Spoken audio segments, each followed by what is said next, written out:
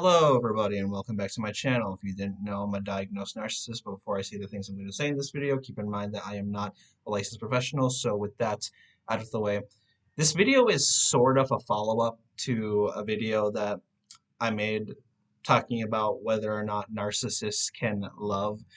And I'll try not to make this video like a lot of like regurgitating like from that video, but I imagine there's probably going to be some like overlap and stuff like that. So if you've seen that video, I don't know, it might be a waste to just watch this video, but I thought I could, offer some more information that I feel like I never really touched upon in that video, or at least after I made that video, there was a really good metaphor that I thought of, which I, thought to that I should have put it in that video, basically.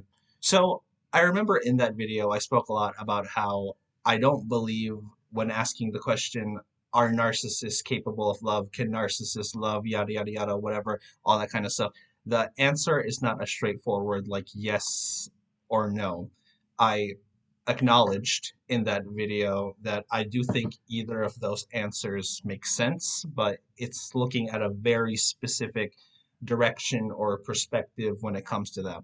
I mean, love is a very like nuanced emotion, right? Nuanced sort of like feeling. And it's kind of hard to, like I guess categorize that like whole thing in general. That's why humanity has been discussing it since the dawn of time along with other stupid subjects. But yeah, love.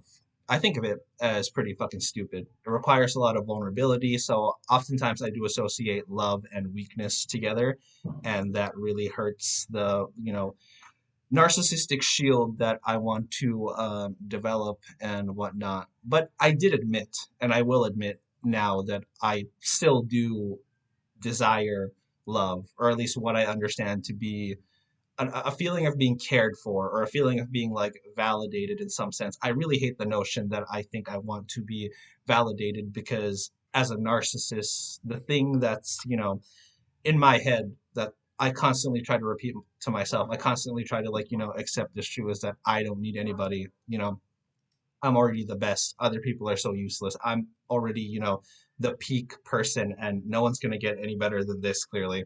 But yes, I still do desire love. I still chase after love as much as anybody else, I guess, because that's what everyone claims to want, right? Love, some form of like acceptance and whatnot. But the part about vulnerability is what I really, really don't like.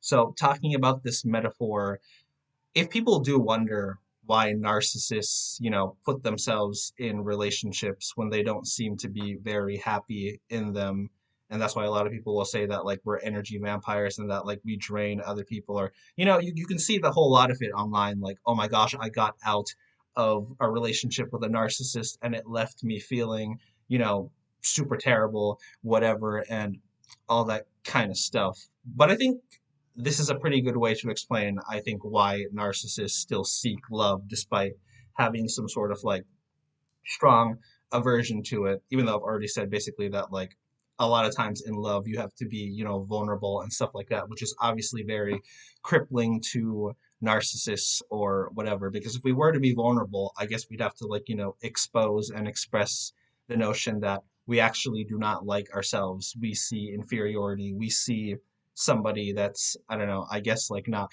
worth it whatsoever.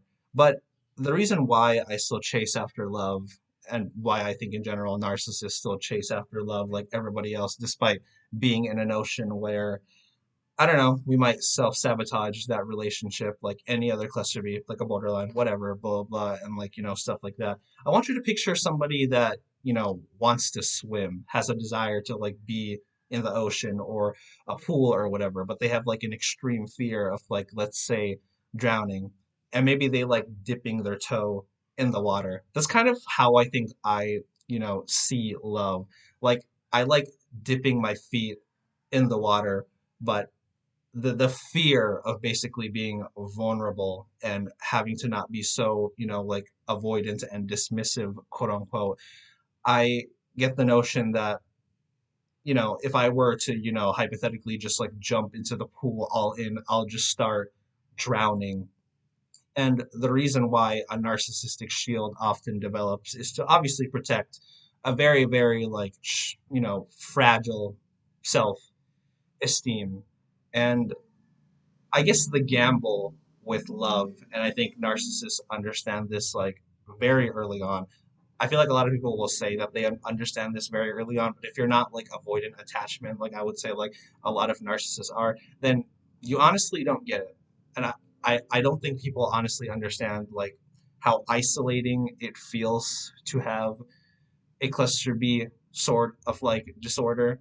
Because if they didn't, why would there be so much content about like narcissistic abuse and like whatnot? If it was so, simple, which is probably not. Relationships are like very like complicated, like in general. But I think there's obviously like a very like clear distinction between the struggles that a cluster B person, such as a narcissist, such as myself, will go to in comparison to like anybody else, because everybody loves to dunk on us, right? We're not good partners. We're not good friends. We're not good, anything basically. So yeah, I I think to explain being a narcissist, or to explain basically having like an avoidant attachment, like in general, is that yeah, if you're scared of drowning, it's nice to just like dip your feet in the water, dip your toes in the water. That's it. And then basically everything sort of like gets destroyed the moment I don't know, a relationship gets deeper, I suppose, or it gets more like personal, and this person is genuinely trying to like connect with you. That's a very terrifying thing, honestly, for a narcissist such as myself. So that's why, in order for us to feel better, or at least I would say, in order for me to like feel better, I have to devalue a lot of people, because if there's devaluation towards like other people, it gives them less of an influence, or it makes me feel more secure, because why would you care about people that you see as like less than, like smaller, like basically saying they're the ones that are inferior, not myself. So I think, in order to like fully like dissect this and like give like nuance to like the conversation and whatnot, narcissists still do desire love and care just as much as like everybody else. But I think the only difference that I see between us is that we're stuck in basically what's called the honeymoon phase. A lot of people would basically call this love bombing and whatnot. But in a sense, when you get into a relationship, I really think that everybody, sort of just does that, because that's why, the term there is already coined. Basically, the honeymoon phase in a relationship is where everything is still new and exciting. And I think, in parallel to me being like a narcissist and having a very sort of like avoidant attachment style, I think that's basically the equivalent of wanting to put your feet in the water but not actually swim because you're terrified of like drowning, basically. But a lot of people want to move on, from that phase, because they want to get to like the real you, quote unquote. And narcissists have a failed sense of self. What you'll know about cluster B people in general is that we have a very failed sense of self and whatnot. And kind of like what I already mentioned earlier, I think I'm stuck in that like phase of a relationship where I can never let it progress deeper than the quote unquote like love bombing that's, in the beginning. Because if I were to be true, if I were to actually be like vulnerable, I'd have to tell this person how much I actually loathe myself every single day. I'd have to tell this person how much um everything like irritates me, and everything is like so like infuriating and whatnot. And even without a relationship, I know people already think that my personality is very like draining. I mean, as you can see, a lot of people will talk about narcissists being like, oh, so draining, so pessimistic, soul crushers, whatever, and like all that kind of stuff. But that is me, honestly. So it makes me feel hopeless every single time I think about like relationships and whatnot. I mean, if I don't have all that frustration, anger, and just, I don't know, disgust that I carry for myself and like everything around me, basically, then I honestly, I don't know what I am. I'm just empty and I'm just blank. And even without exposing all those like vulnerabilities, like what more am I supposed to give? Like underneath that, I'm just nothing. And it speaks to me just how much how much happier other people are in comparison to me. And that's not me saying that, other people don't have like their own issues and like problems or like something like that. But it's like if they could really tolerate me, which I feel like they can't, so maybe that's why like people only like me in small doses at most. I mean, you could say that about like a lot of people, but I mean, I don't know. Like, I think it would just go as follow that like if my friends, if like basically like anybody I knew, like, you know, knew me constantly and they didn't have to talk and they had to talk to me, let's say like every single like day or something, like I know I would push people away. Like I really do. Not even necessarily something that like I would have to like quote unquote like do to them or say to them in particular. I know I am very good at pointing out how unpleasant things are. And truth be told, a lot of people just can't, tolerate that. And yeah, there is a saying that's basically like, don't set yourself on fire in order to like keep others warm. And I don't necessarily think this just applies to like cluster B people. I guess just like, let's say like any sort of like relationship, like in general and whatnot. And I've already made a video like some time ago talking about like why I think it's so difficult to like treat like narcissistic personality disorder. And like, yeah, it could just be like my overall like insecurity, but I think like because of this disorder itself, I know that on some level I am just unbearable to, be around. I know that something about me just constantly like, like irritates other people. I've seen a lot of things when it comes to the whole like narcissistic abuse stuff where they say like, oh, narcissists bring out like the worst in you. I don't really agree with that because obviously from like my narcissistic sort of like pathology, I'm just gonna like twist it in a different way. I think people truly just cannot handle how terrible the situation they've been given like in life. I think like, as goes for my pessimistic misanthropic like philosophy, like to be a human is to just suffer, honestly. And a lot of people like to act as though they have like an acceptance for like, I don't know, like the ups and downs and like whatnot, but I mean like honestly they don't. Or at least like nobody has an acceptance, well not really an acceptance, but given the context of like how I'm saying it, I hope it can make sense when I say this. Like nobody understands how like terrible and frustrating it is to really see how terrible and frustrating everything is like all the time. That's why people don't like pessimistic people. And let's be honest, narcissistic people do tend to be pessimistic because we see how flawed everything is, ourselves, the world, and everything. And it's like, yeah, we know that nothing will ever come to a standard of perfection. And I think like that constant, like, like gaping, like black hole of a void within us, yeah, like nothing's ever, gonna like fill that. So it's just constant misery. It's just like chronic misery, like, all around. So when I think of somebody being in a relationship with me, I don't know. Maybe it would just have to be somebody that actually does understand to a certain extent, like a borderline.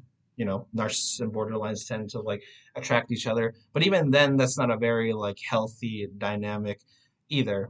I made a video before about like why narcissists and borderlines are attracted to each other. But I was also kind of thinking of making a video as to like why I think obviously like borderlines as well can be a very like draining source in like relationships. And I don't know, maybe it's hypocritical if I talk about that from like a narcissistic point of view, but I really did want to make that video because at least like this is what I've observed.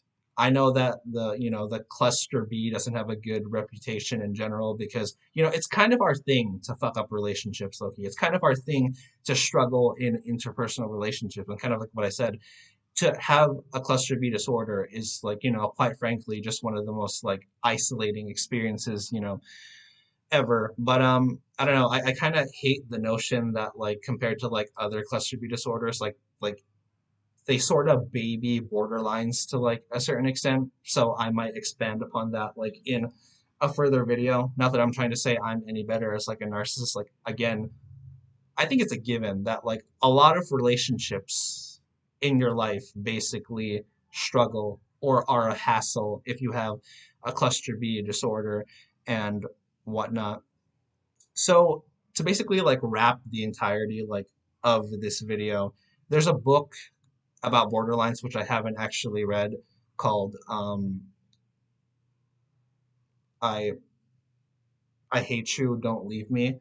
And it kind of got me thinking of like the reverse. That's like, like I guess something more fitting for a narcissist. And that's why I guess I wanted to label this video that narcissists love you but don't trust you.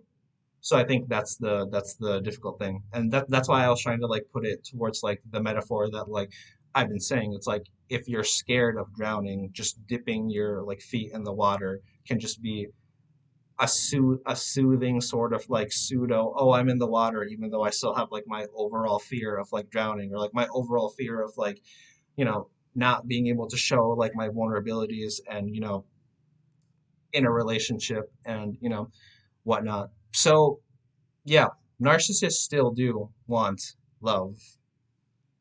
Um, you can say a lot of us are like self-sabotaging, but I honestly, I really don't believe that just because we're as self-sabotaging as we are inclined to be because of these like, defenses that like we've worked up because of our disorder, NPD, BPD, whatever sort of like cluster B disorder that like, you have, it doesn't mean that we like, like desire love any less than like any, sort of person. And a lot of times we really wish we didn't have to, like self sabotage. A lot of people keep saying that like, you have to put effort in order to like make a relationship work. And like, yeah, that's true. But kind of like what I said, like it's I mean that's what sucks about having a mental illness, right? Like you still struggle with it even though like you're aware of like, all of these things.